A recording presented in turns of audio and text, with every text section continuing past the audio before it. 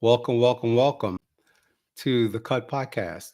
I am your host, Jay Jones, and I am here today to talk about building power, labor organizing, and economic justice in Black communities.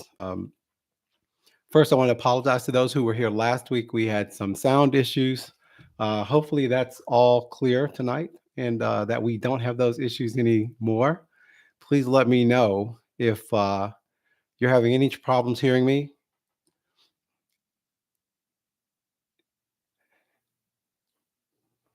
Okay, looks like we have one live right now, but what I'll do is I'll go ahead and continue the conversation, and then as we get more people, we'll get more interactive.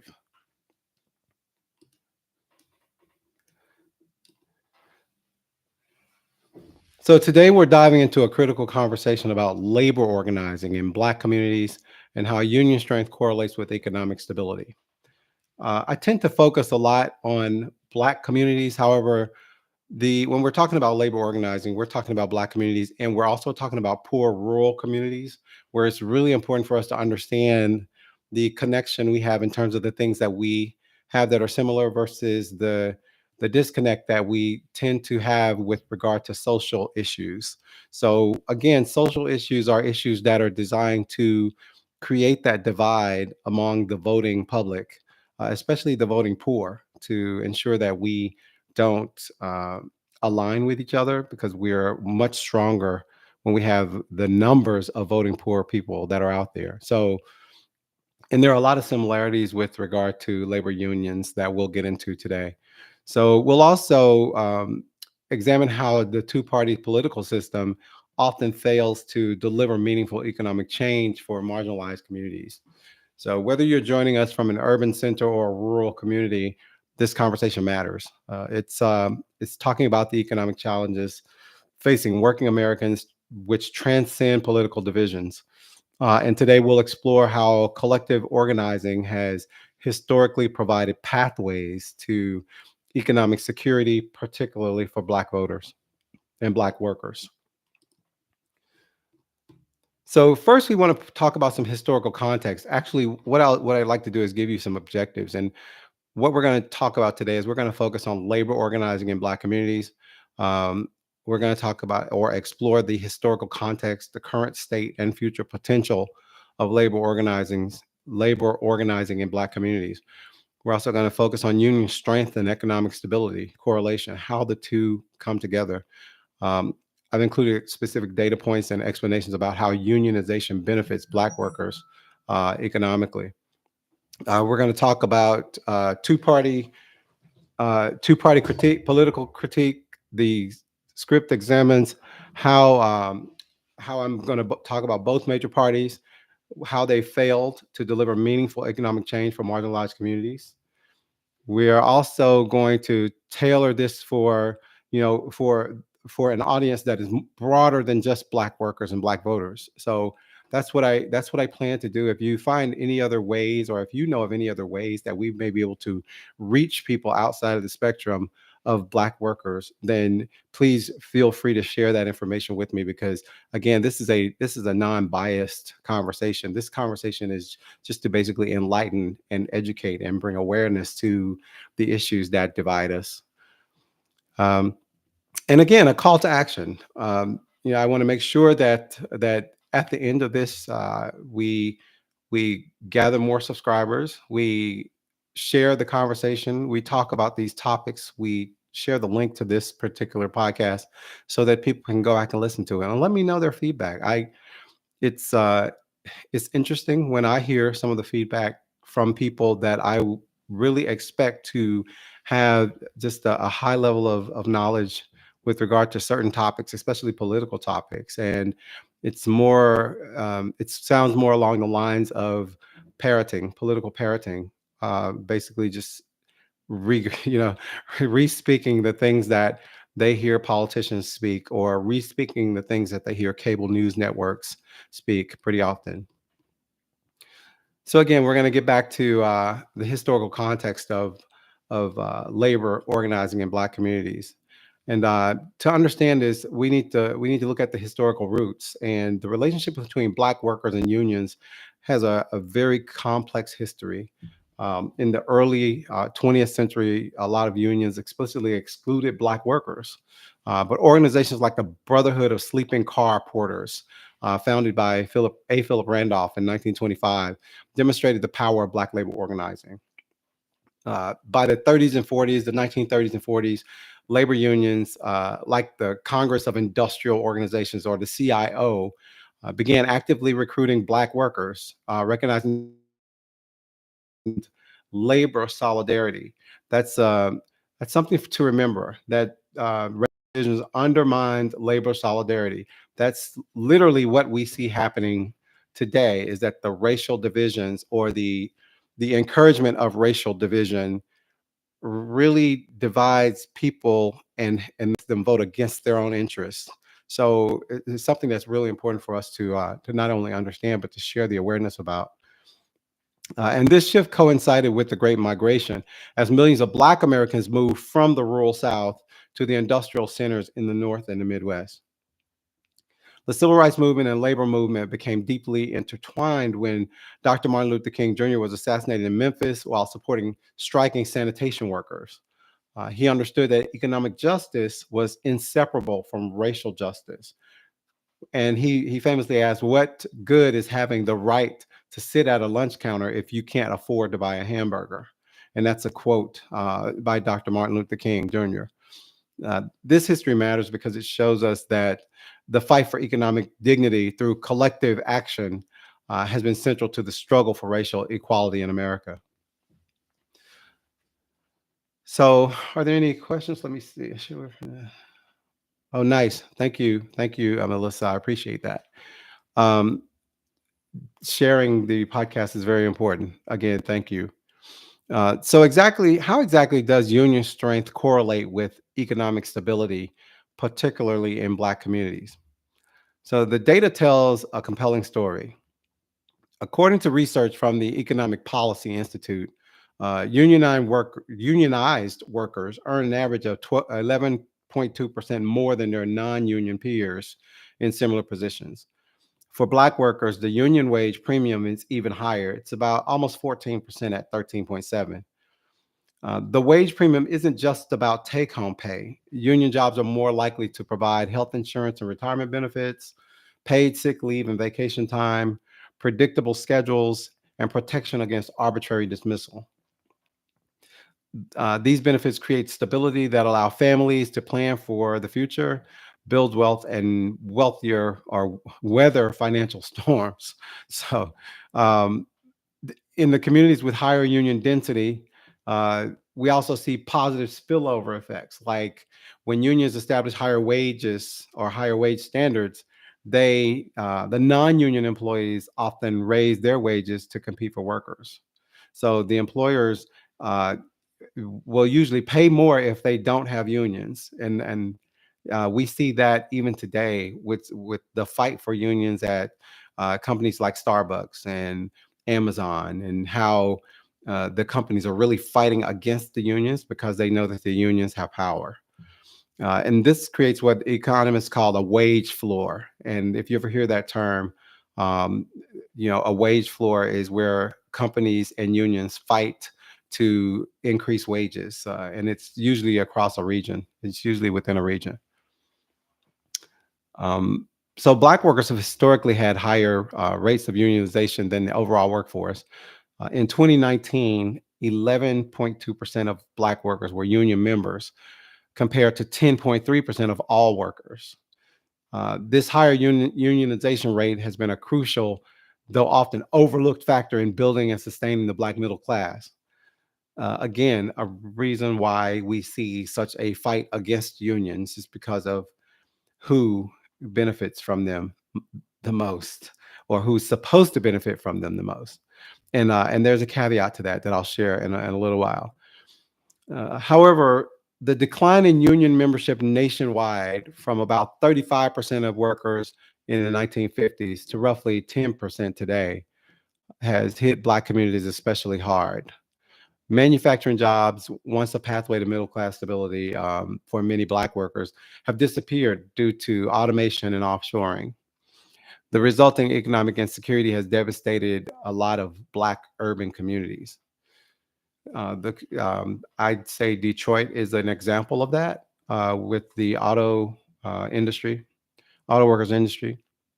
Uh, the communities that have maintained stronger union presence have generally seen better economic outcomes, demonstrating that collective bargaining power remains a critical tool for economic stability. Collective bargaining power. So the question becomes, why are Black communities still struggling to overcome economic pitfalls when Black labor workers' participation in unions has remained steady in the job fields that have unions? Does anyone have a question, have an answer or a response for that? Melissa, Tony?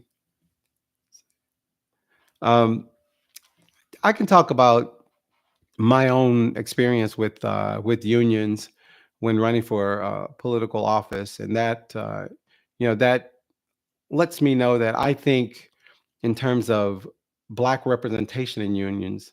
So there are plenty of Black workers who pay union dues and are part of unions. However, I have noticed that unions tend to uh, go along or chase the money, which is maybe a good thing, maybe it's not.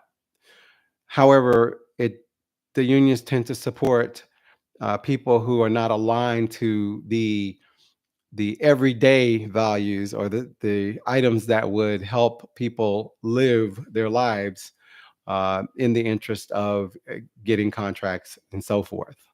And union leadership tends to get more money than the union members uh, from these deals. So now we'll shift over to the two-party politics and economic change portion of the conversation. So let's examine why our two-party political system often fails to deliver meaningful economic change for marginalized communities. Both parties, major parties, have complicated relationships with labor. The Democratic Party has traditionally positioned itself as a pro-labor, uh, but its actions haven't always matched the rhetoric. Since the 1980s, Democratic administrations have embraced trade policies that accelerated job losses in manufacturing and weakened labor bargaining power. Meanwhile, Republican politicians have more explicitly opposed union power while appealing to working class voters on cultural issues. This strategy has been particularly effective in rural areas where economic decline has coincided with the erosion of union strength.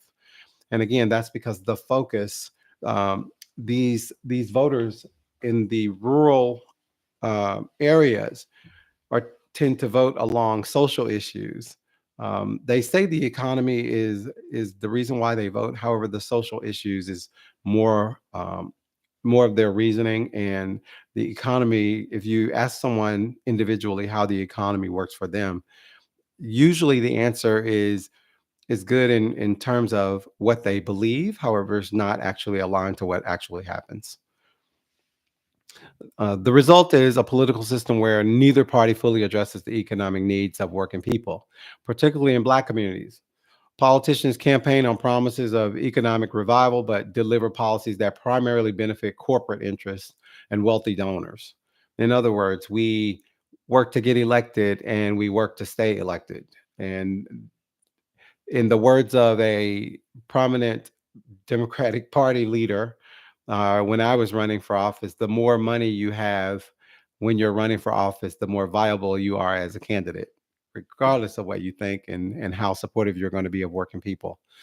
And this has led to what I believe um, as a situation where we have a lot of wealthy Republicans who run as Democrats because they have money and they know that they will, you know, have more money than the Democratic candidate, and the party supports that because they say they are Democrats. We can see this dynamic clearly in how both parties have approached issues like the minimum wage, which has lost about 40% of its purchasing power since the late 1960s. Trade agreements that facilitate outsourcing without adequate protections for displaced workers.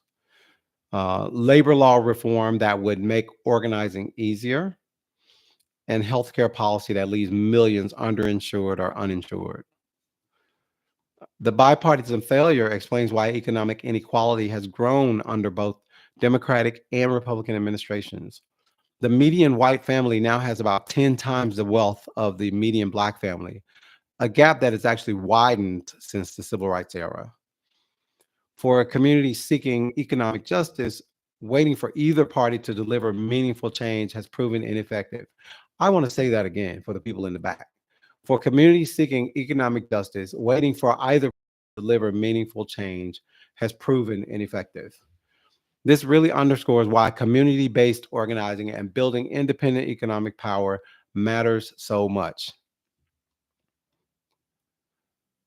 So let's look at what contemporary labor organizing looks like in Black communities. And if anybody has any questions or any input, please feel free to put it in the chat, and I'll make sure that I refer to it and answer your questions. So, despite these challenges, we're seeing promising developments in labor organizing within Black communities today. Recent years have witnessed successful unionization efforts led by predominantly Black workforces. As I mentioned earlier, Amazon warehouse workers in Staten Island, the graduate students at historically Black colleges and universities, healthcare workers in hospitals serving predominantly Black communities, municipal employees in major cities. These campaigns often link workplace issues to broader community concerns, recognizing that economic justice extends beyond the workplace. They're also increasingly led by women, reflecting the central role Black women play in both the labor market and community organizing.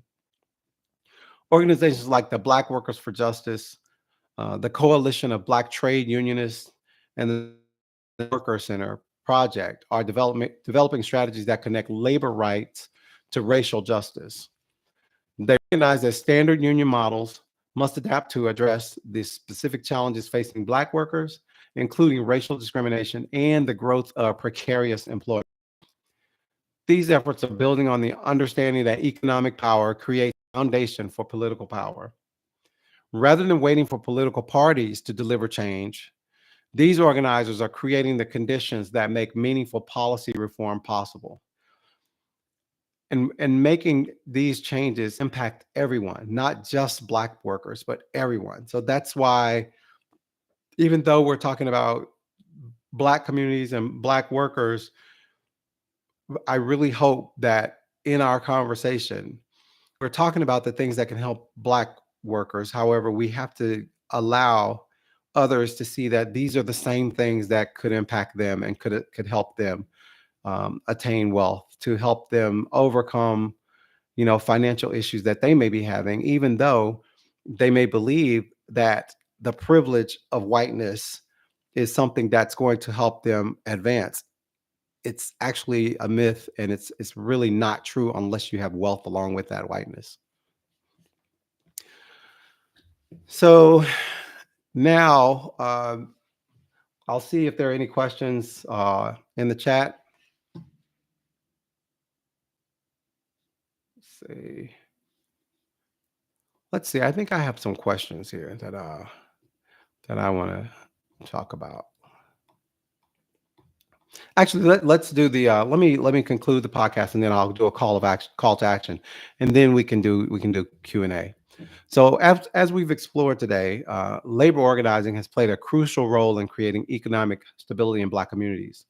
When workers have the power to negotiate collectively, they can secure higher wages, better benefits, and greater dignity on the job. The limitations of our two-party system highlight why building independent economic power matters. Real change doesn't just come from the ballot box. It comes from organizing in workplaces and communities. Whether you're listening from an urban center or a rural community, these issues affect us all. Economic insecurity knows no partisan boundaries, and the solutions require us to look beyond political divisions to find common ground. If you found value in today's discussion, I encourage you to subscribe to at Cut Podcast. That's at KUTTPODCAST. on YouTube, where we regularly explore issues at the intersection of economic justice and racial equity. For those wanting to learn more, here are some resources to explore after today's episode. And I will put these resources in the chat for you, to be able to see them for yourselves.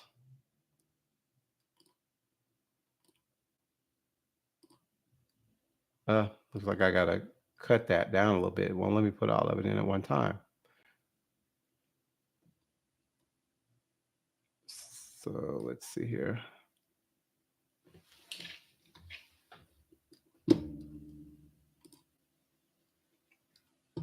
Okay, and let's see. And that Economic Policy Institute research is is at epi.org. That's the Economic Policy Institute's website. And let's see here.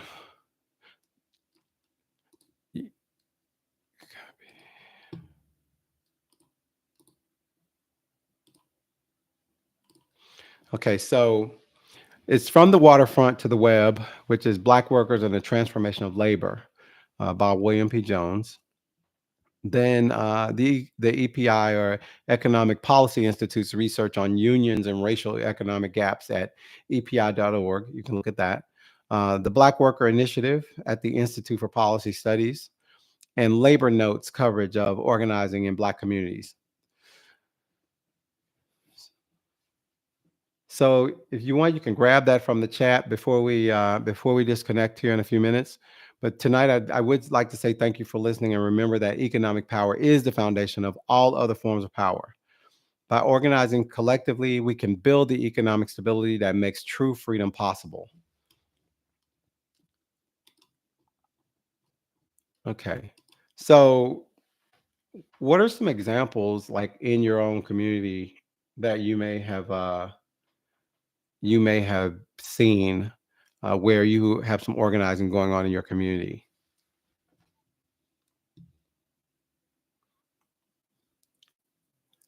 Yeah, usually it's after some type of tragic event. You see where you may have had policy-driven decisions after the George Floyd incident, or the George Floyd murder in Minneapolis, which actually kind of drove the whole the diversity, equity, and inclusion push at a lot of major companies. However, you see that today with a little bit of political pressure, these companies are deciding to relinquish their commitments to diversity, equity, and inclusion. And but you see the organizing portion of that when you see how Target is being impacted by the boycott, the economic boycott that is led by church leaders, etc. So that's our show for today. And if you enjoyed this episode, please subscribe to the Cut Podcast on YouTube, and share this conversation with friends and family.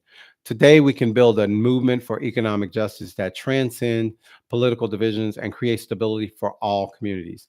Until next time, this is Jay Jones signing off. Thank you.